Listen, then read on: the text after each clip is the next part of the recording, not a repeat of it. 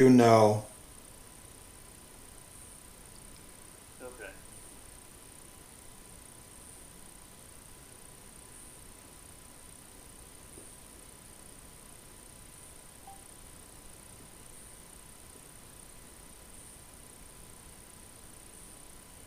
Okay, so from my standpoint, everything seems to be okay. Okay.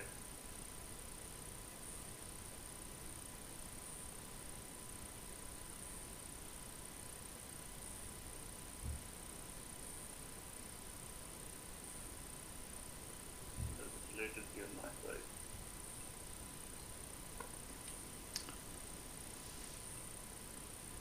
Zarina, can you hear me and see me? Can you please send me a text? So now I think I can see you. Okay. I think you're, yeah, I think I can see you. Okay. Okay. Uh, okay. Can you say something, Guruji? Yeah. So I don't know if everybody else is back on again or not, but Yeah, yeah, slowly they come back on. okay, very good. Okay, let's go on. So, thanks. Thanks.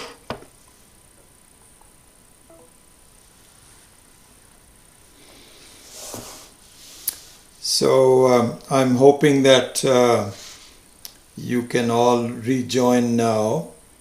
Um, it's about 8:50. We've already lost some time, and we will not go back to the meditation as we were planning to do. So hopefully you are still here. So for the remaining time, let's go on with the rest of the class. We will complete uh, this meditation next time. I'm not quite sure what happened. Everything seems to be going okay. Okay, Zarina says many of us are back in again. Okay, so with that, this is provisional. We can repeat it in case you got turned off by the whole thing and you are no longer back on again. But let me put the lights on just 1 second.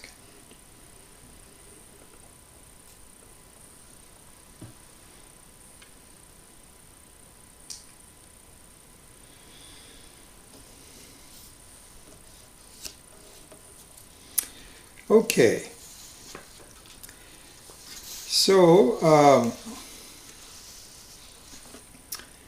let's continue on with uh, the bhashya from last week, and perhaps not has as much time to devote to it, but let's continue on with it. So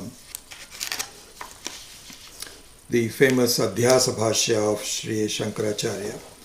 So what we had seen last week was the grounding of what is the nature of our life and why we are unable to see the essence of our nature, which is Brahman, which is Ishvara, which is the ocean of consciousness, as we were beginning to put together in the meditation. Why is it that? And so Adi Shankara systematically goes through the grounding of why this is happening. And he says that there is something funny going on because we don't seem to make a mistake between two opposites normally. Right? When you see darkness, you don't see light. When you see light, you don't see darkness. If you're going towards the west, you know you're going towards the west. You don't feel you're going towards the east. And vice versa, if you're going towards the east, you don't feel like you're going toward the west. So if you are going towards the west, but you are actually going towards the east, then it must be because of a fundamental miscalculation. And it happens to us. Many times you're driving in the thinking that I'm headed north when you are in fact headed south. And when something happens to correct it, only then you realize that I made a mistake. So this is the essence of the Adhyasa Bhashya. The Adhyasa Bhashya says, listen, Yushmad Asmat Pratyaya Gocharayoho. He says that the subject of I and the object you cannot be mixed up together. Even our daily lives also we say the same thing. I don't mistake myself to be you. We can always say that you and I are the same.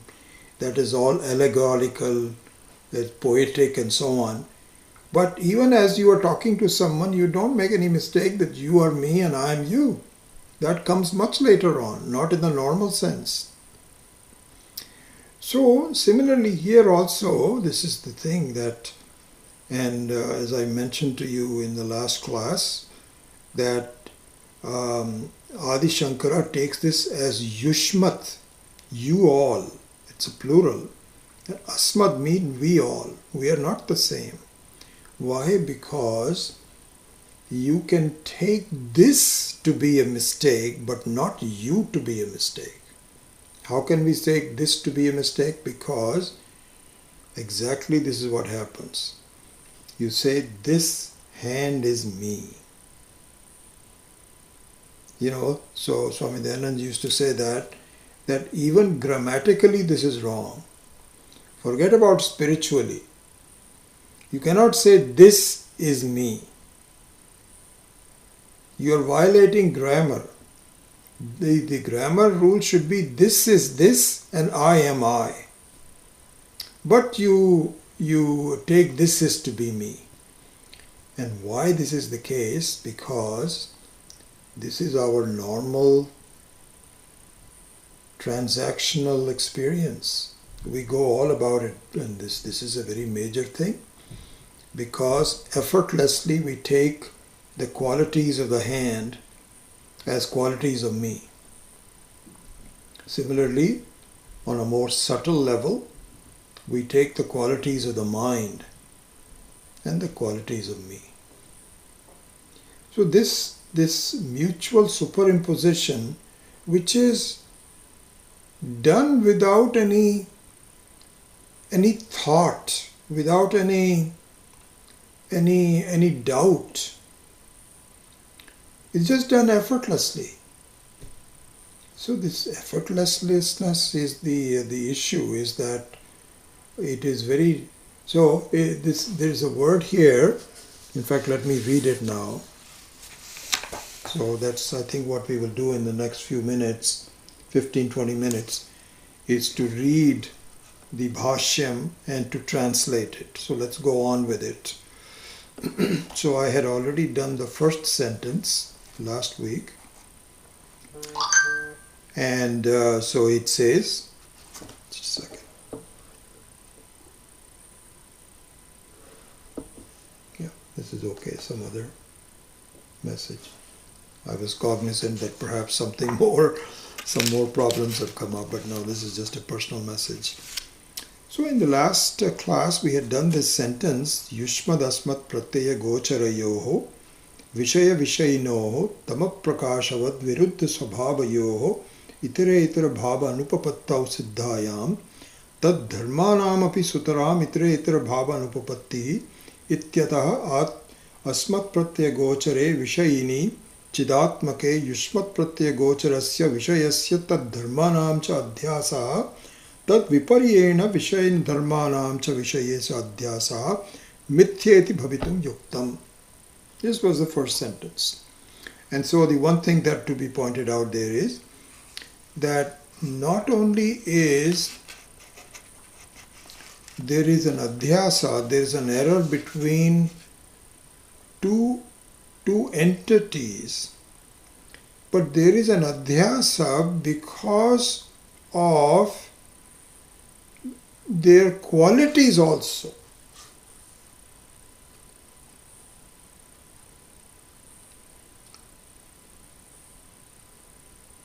See, so this is the thing.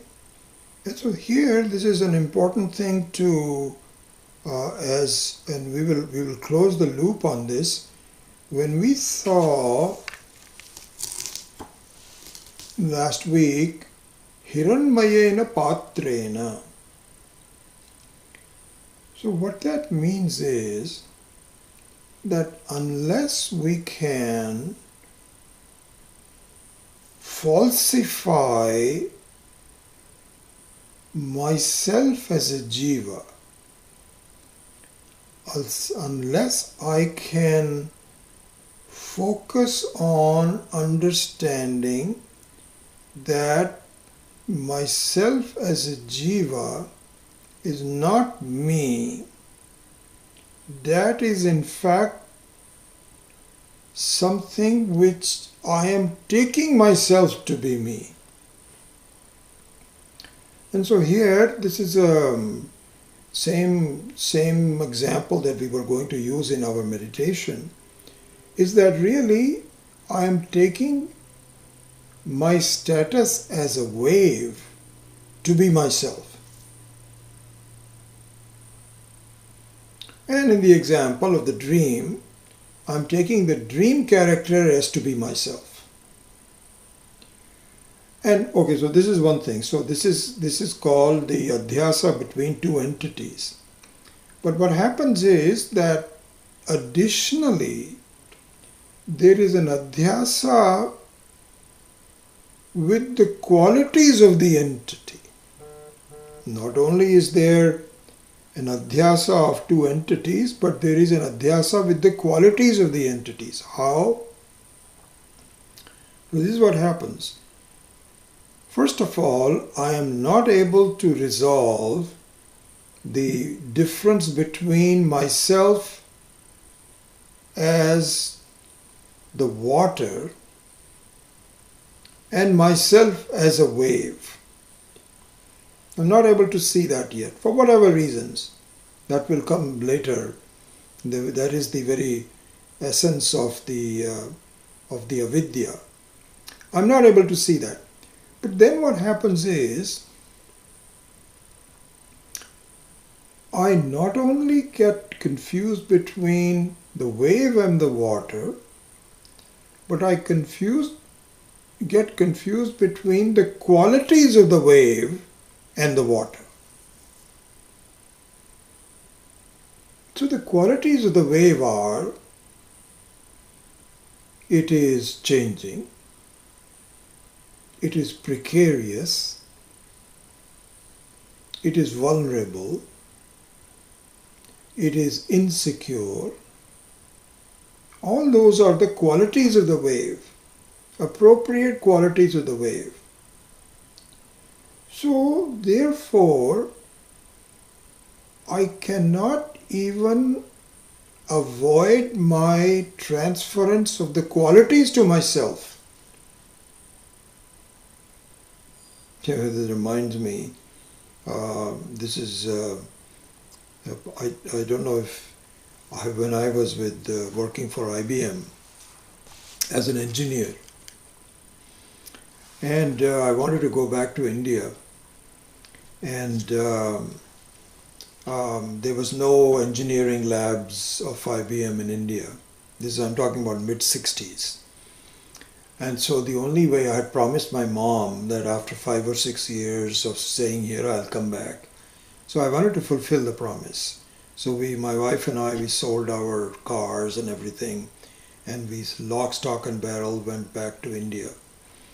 And the only way to go back to India and stay with IBM, which I had a very nice job with, was to turn into sales. And so I went into sales.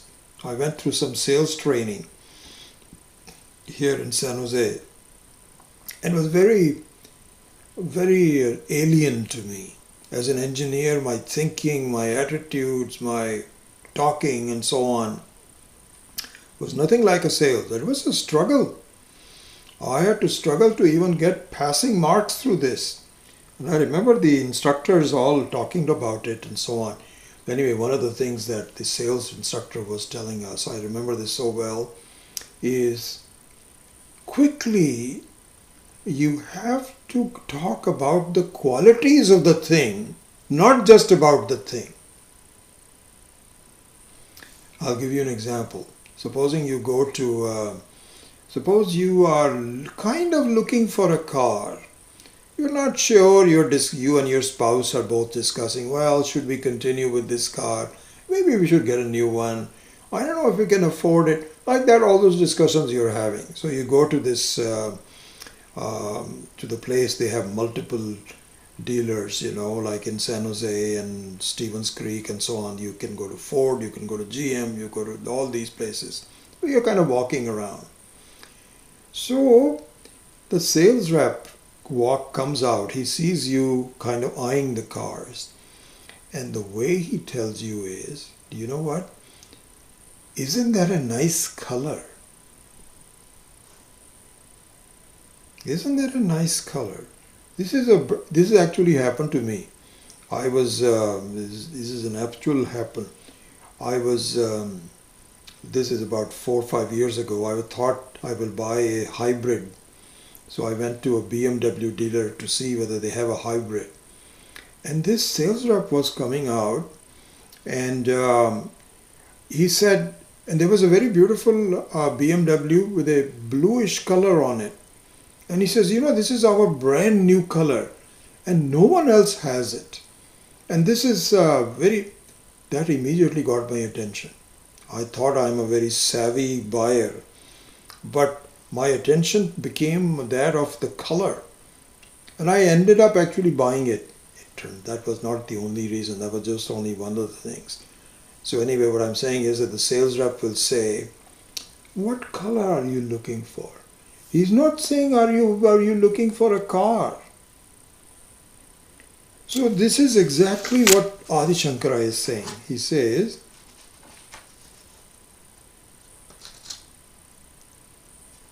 yes, see, look at this.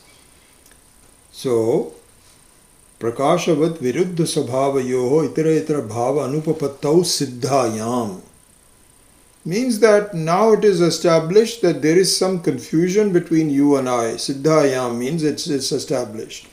Then he says in the second line of this text, Tat dharmanam api sutaram itara itara bhava anupapatti.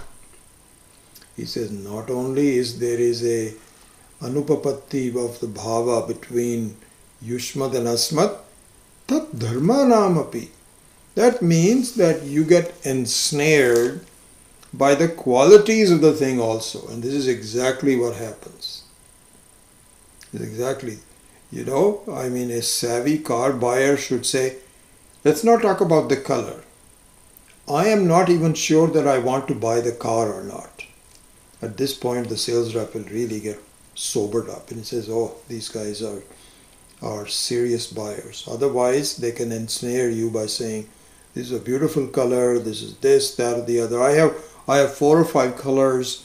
This is not available. So the whole talk is that of the color, not whether you should even buy a car to begin with. Similarly here, I get busy with the dharma of my body. I went to the doctor and he said, no, this is not a serious problem. So I was very relieved. This is the dharmanamapi. You have not, so you cross the thinking whether I am even the body or not. That one is gone. Now the question is whether I can withstand some of the problems of the body. This is an important thing. So this is exactly how our confusion gets caked in and we are not able to go past it. This is the reason for the hiranmayena patrena. That means, what it says is, that instead of thinking about, I am not sad, I am not ill, I am not overjoyed because of the success of something. The joyousness also is also a dharma namapi. Swami Tattvavidananda, this is one of his favorite things. He says the moment you try to be happy, that moment your confusion starts. In the moment you want to avoid unhappiness and to go towards happiness, this is where the problem starts. You are neither happy, neither unhappy. You are just quiet, serene, shanta. And there is no substitute to that. And the very nature of joy, sometimes it is, many of the commentators use this as bliss, as though there is some new thing. It is not just joy, there is a special, anyway. So what it means is, and so here this is an important thing, unlimited, the joy is the same, the ananda is the same, but the limitation of the ananda distinguishes itself between the limitation and unlimited. Joy is the same. So similarly, the consciousness is really the same. There's not two. I think I was telling you about this. There was an interview by Deepak Chopra, our friend Deepak Chopra, who is a guru to the Western world. He is not a guru in India. Maybe he is, I don't know. Anyway, there was a interview that I saw about 3-4 years ago. A local TV channel, Indian TV channel, was interviewing. Mr. Chopra, can you describe to us how you feel when you are a realized person? So he said, as a realized person, there is a supra-consciousness. So this interviewer is saying, really? Yes, there is a supra-consciousness. There is no supra-consciousness. What it is consciousness which is limited or it is unlimited. Similarly, ananda is either limited or unlimited. That's the only difference. It's the same ananda. Same ananda. There's only one ananda in the whole world, which is Ishvara's ananda, which is Brahmanav Koshosi. And so this is only one ananda. But what happens is that same ananda, so it's like water is the same water is in the wave. The wave is not consisting of something else other than the water. It's the same water. But what happens is, in our ananda, in our life, you get glimpses of the ananda, but it quickly gets enclosed in a sense of limitation. How? Like, for example, supposing you go to Hawaii, and the experience of going to Hawaii is really wonderful because just the air, the nice, salty, warm air, and the fact you don't have to wear sweaters or anything, you can walk around, and it's pleasant always. It's a very beautiful experience, very beautiful ananda. So you go to Hawaii for 1 week, and in the first couple of days you are very happy. Oh, this is so good. You start talking about maybe we should come and retire here. And then other things happen and say, no, we cannot retire. Our children are back there. This is exactly what happened to us. My wife and also at one time we were thinking, well, maybe we should retire there. But I said, no, how will I teach classes and our children are there. So that went away. But anyway, for a couple of days we were very happy. third day, or even actually happens in the second day itself, you start counting how many days are left before you have to go back. This is the limitation. It's the same Ananda. But if the Ananda had no limits to it, it will become totally different. And this is exactly, I was going to actually go through this in meditation. So Satchidanandaha is actually Satyam Jnanam Anantam. So our acharyas, Swami Chinmayananji and Swami Dayananji and all these people went into great depth and great length into equating Ananda with Ananta. It's the same thing. Satchidanandaha is in fact Satyam Jnanam Anantam. So it is really the same thing. It's not any different from it. So now what happens is that because I am so deep into my adhyasa with the gunas, so the adhyasa means that tad dharma namapi. Dharma means gunas. So the guna here means that the way our body and mind expresses itself. Because the nature of the body is it's got problems. If you have a head, you are definitely going to have headaches, no doubt about it. And if you have a body, then it's bound to become overweight or underweight. And if you have blood, it is bound to get diabetes. It's very possible. All of these things. So every part of the body and the mind means that jealousy and all those kinds of limitations are going to happen. So you are actually ensnared, you and I are ensnared in just avoiding. But the fact of the matter is, it all comes from the fact that you have not done the original viveka, or you have not been capable of doing the viveka. Am I this body to begin with or not? Because it's just like saying, should I even be buying a car or not? Instead of having discussions and fights between the two or three, no, I want the white color, I want the red color. Should I even get the car or not? This happened to me when my BMW lease expired in December. Then of course I started thinking about what the next car that I should get.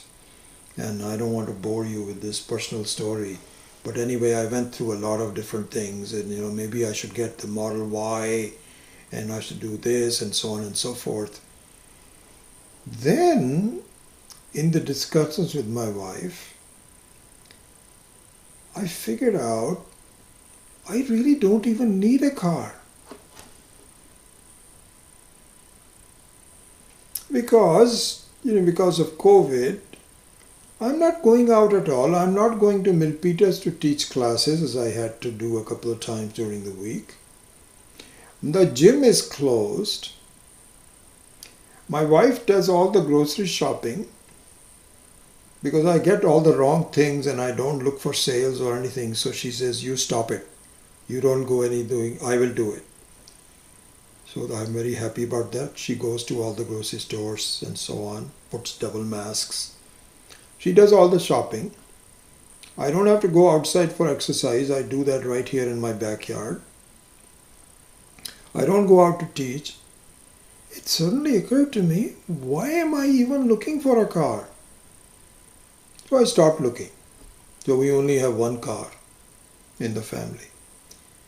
But we do need a second car because, sometimes I do have to go to doctor's offices or some other things that have to come in, and as a backup, I think I do need a car. So I've just ordered I did an analysis, and I was talking this to Ganeshan Krishnamurti that I decided to buy this Ford Mustang Mach-E, which is a fully electric car. I only want to get an electric car.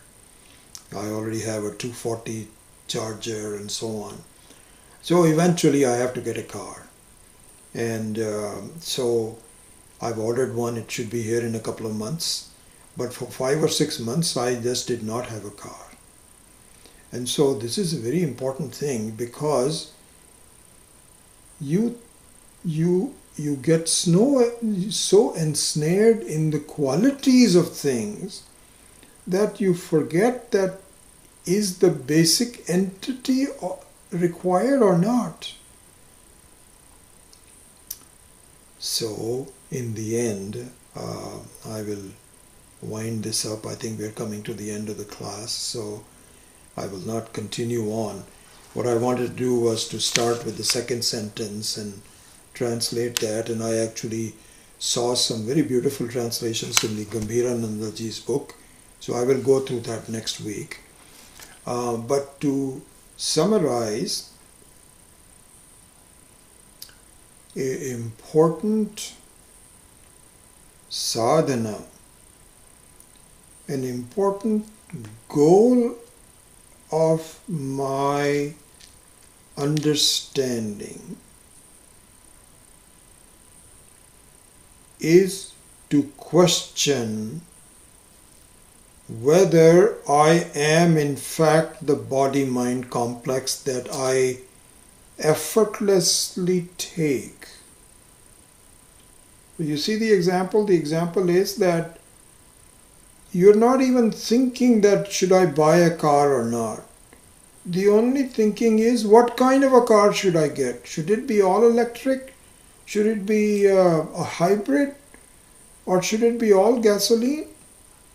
The other day, there's a friend of mine that came, and so I was telling him about the same thing, that, and he says, I don't understand why you are not just going with the gasoline. He says, we're all getting old, we're not driving very much. Why go through the hassle of electric cars and so on? What difference does it make? It was his argument, good argument. But I'm more of an electric person, and I want the latest technology and so on. So anyway, that didn't bother me. But the point is that I should see, am I even the body or not? This is where our focus should be. So as we said earlier, that once you take yourself to be a dreamer, then you are ensnared in the dream. And you cannot get out of the dream until you give up your status as a dreamer. This is what we need to do. Instead of saying, I am not sad, I am not terribly happy, I am not likely to get excited about minor things, I am not likely to get upset about minor things. This is all dharmanam adhyasaha, you see. This is exactly what Adi Shankara is saying. Sutaram dharmanam adhyasaha itara itara adhyasaha. You do the adhyasa of the entity itself. This is what we needs to do. So that's kind of like the essence of the adhyasa bhashya. And so we'll continue with that. Om asato ma satgamaya tamaso ma jyotirgamaya mrityorma amritam gamaya. Om purnamadav purnamidam purnat purnamudachyate purnasya purnamadaya purnamevavashishyate. Om shanti Shanti Shanti Harihi Om Tat Gurubhyo Namaha. Harihi Om. Alright, let's see how many of you stuck around because this interruption. And I guess we still don't know how it happened, but hopefully we'll get into that.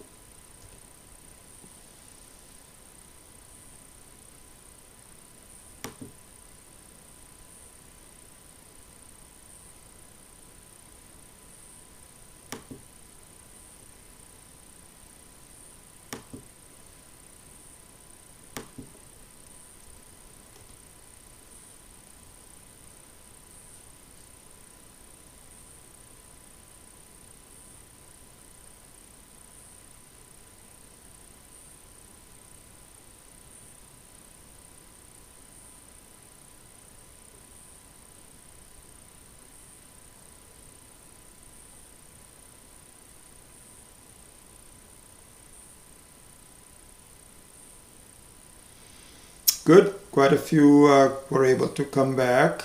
Happy about that.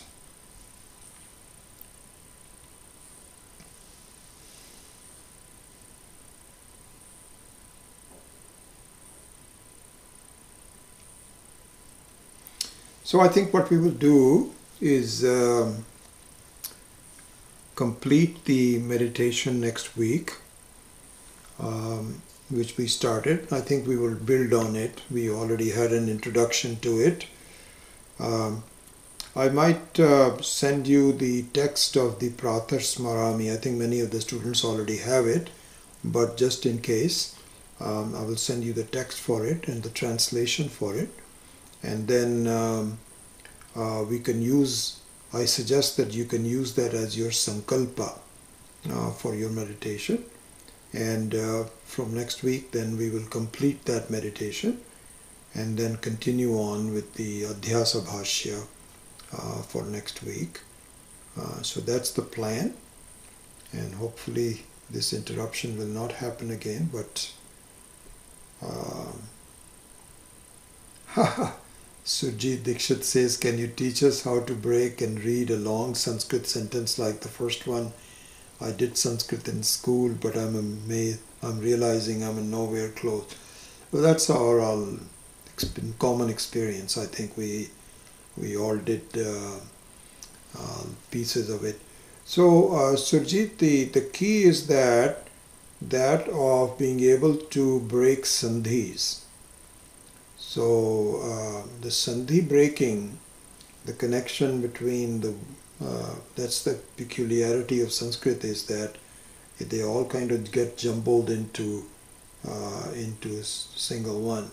And so once you know the sandhi breaking, then even while you're reading a long sentence, your mind is able to break the words at the right places.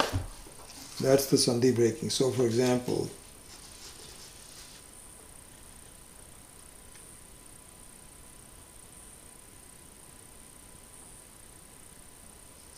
so let's look at this word, this sentence. Yushmat asmat pratyaya gocharayoho vishaya vishayinoho tamap prakashavad viriddu svabhavayoho itara itara bhava anupapattau siddhayam tad dharmanam api. So just take that word tad dharmanam api. I just want to focus on that. So there it's a sandhi between dharma, tad dharmanam, then api. So if you say tad dharmanam api, mapi, if you say mapi, then your thinking is not correct. So it has to be tad dharmanam api. Api means even. So tat dharmanam means that even their dharmas, the adhyasa with the dharmas itself. So anyway, all I'm saying is that the sandhi rules have to be very clear to you. And so what I would suggest is this. Why am I pointing all of this out is that if you already know basic Sanskrit. If you don't know the basic Sanskrit, then you have to start from the very beginning. But if you know the Sanskrit, the language itself, as you appear to have done, then I would suggest to you, you spend a lot of time in Sandhi Vichcheda. So breaking up Sandhi at the right time, and requires quite a bit of effort to do so. If you are able to do that, then your reading of sentences become much more meaningful to you, and you're able to mentally have the breaks between where they should be, rather than unnecessarily bringing them together. So anyway, the answer to all of this is that the study of Sanskrit is very beautiful, very necessary for students. I highly recommend it, and at the very least do Sandhi Jnanam. And there are ways to do that. We have some teachers here. Kumud also teaches, and she has some books on it, I think, and so on. So please do that part of it. Yeah.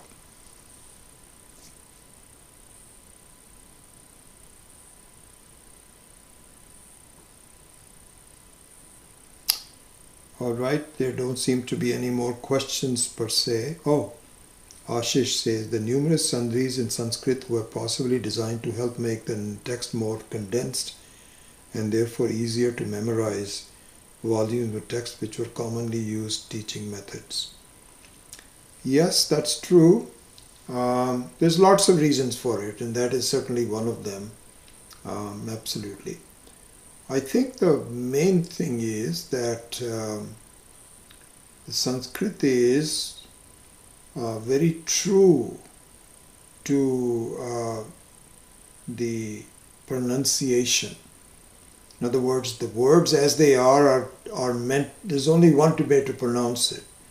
Unless, unlike in English, where same sentences, like for example, beat is B-E-A-T and B-E-E-T.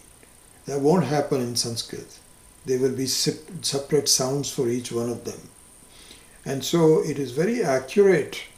And so in that sense, you are much more secure about mixing them together. And in fact, the way Sandhi is that if the sounds are coalesced together, that's how they sound. I'm running out of time. I'll give you some examples next time. So anyway, there are lots of reasons for doing that, and I think the reason you mentioned, Ashish, is also true, that it is a spoken language and condensed for that reason also. Anyway, I will take your leave, and hopefully we will not have a problem next week, but we might. I don't know, because I don't know what happened.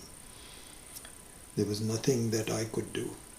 All right, so we will hopefully see you next week. Om.